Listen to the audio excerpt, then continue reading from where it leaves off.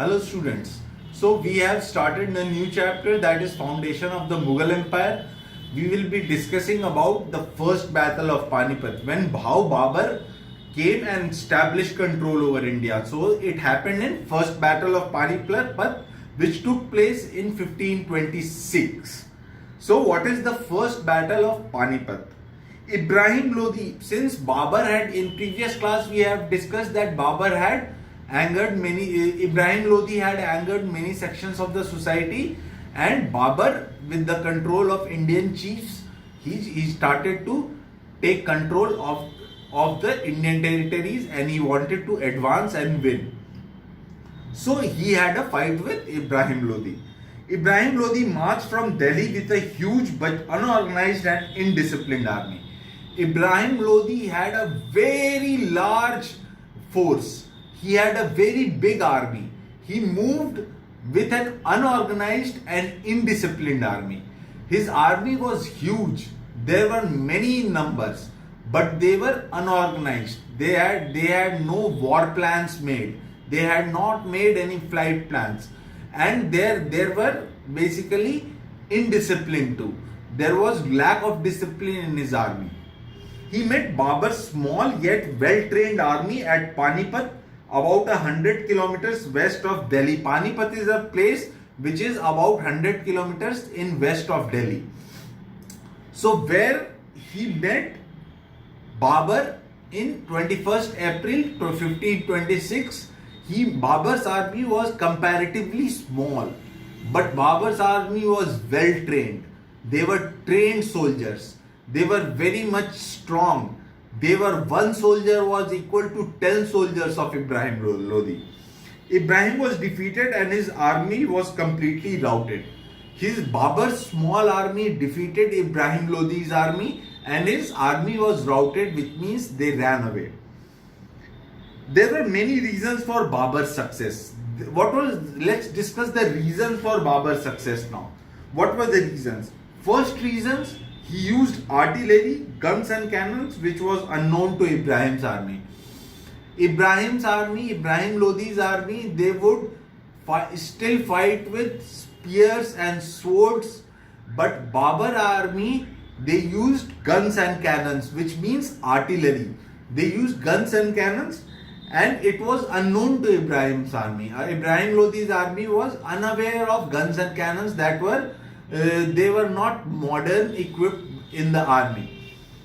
His army, though smaller, consisted of experienced soldiers and trained cavalry.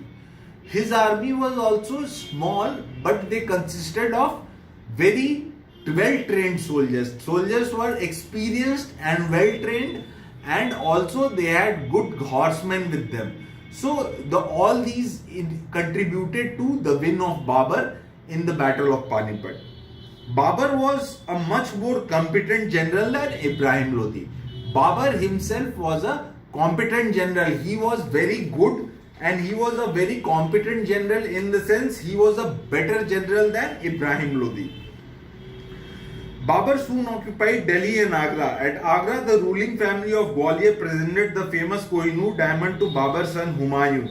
With the conquest of Delhi, Babur laid the foundation of the Mughal Empire in 1526. He made Agra his capital. At Agra, he met the ruling family of Gwalior. At Agra, Babur's son Humayun was presented with Kohinoor diamond. Kohinoor diamond, even today, later on the Kohinoor diamond was passed on to British, and now it lies with British in England.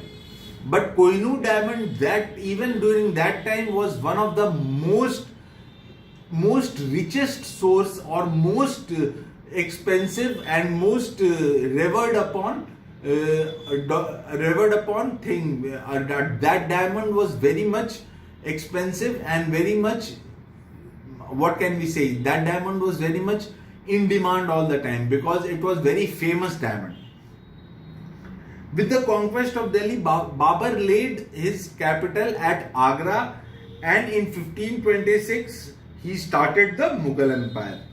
Babur defeated the combined forces of Rajput rulers in 1527 and the Afghan chiefs of Bengal and Bihar in 1529. In 1527, he defeated the Rajput chiefs, and in 1529, he Afghan chiefs of Bengal and Bihar. So he started expanding his territory. Babur's empire now extended from river Oxus, which is in Afghanistan, in the west to Bihar in the east. From west river Oxus to Bihar in the east. However, he could not strengthen his hold over his conquest as he died in 1530. Babur died in 1530, so he could not expand further. Babur was a scholar of the Turkish and Persian language. Babur knew Turkish and Persian language. He recorded his experience in Tuzuk-e-Babri, which is regarded as a classic.